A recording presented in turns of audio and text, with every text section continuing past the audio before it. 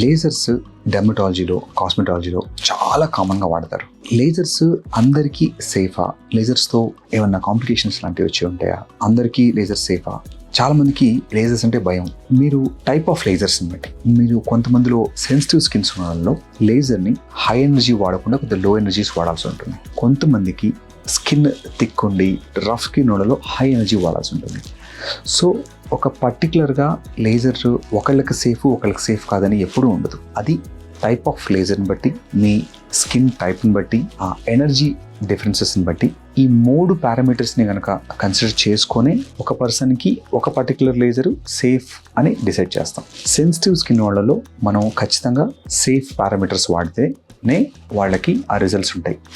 ఎక్కువ ఎనర్జీ వాడితే వాళ్ళకి స్కిన్ బర్న్ అవ్వడం కానీ, లేదంటే హైపర్ పిగ్మెంటేషన్ రావడం కానీ, ఇన్ఫ్లమేషన్ ఎక్కువ రోజులుండి ఆ రెడ్నెస్ అంతే ఉండడం కానీ, ఇలాంటి ప్రాబ్లమ్స్కి వెళ్ళే ఛాన్స్ ఉంటుంది. సో మీరు కనుక స్కిన్ సెన్సిటివిటీ, మీ స్కిన్ టైప్ తెలుసుకోకుండా మన ఫ్రెండ్స్కో, నైబర్స్కో లేజర్ పనిచేస్తుందని చెప్పేసి మీరు సేమ్ లేజర్తోని వెళ్ళడానికి ట్రై చేయొద్దు. దాంతో మీరు లేనిపోని ప్రాబ్లమ్స్ని తెచ్చుకుంటారు.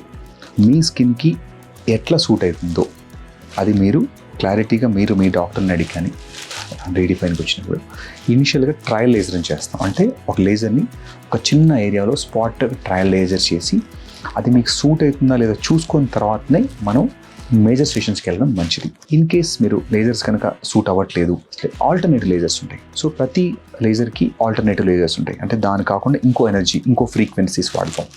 So change of energies, change of మిషన్స్తోని మీకు అదే ట్రీట్మెంట్ని సేఫ్గా మనం అడ్మిట్ చేసేయచ్చు. సో మీకు కనుక లేజర్తోని కనుక భయాలు, లేజర్తోని ఇంతకుముందు ఏమైనా కాంప్లికేషన్ చూసున్నా ఒక్కసారి మీరు రీడిఫైన్ కానీ మీ నియరెస్ట్ డెర్మటాలజిస్ట్ కానీ కన్సల్ట్ చేసి మీ స్కిన్ టైప్ టెస్ట్ చేసుకున్న తర్వాతనే ఫర్దర్ ట్రీట్మెంట్ చూస్ చేసుకోండి.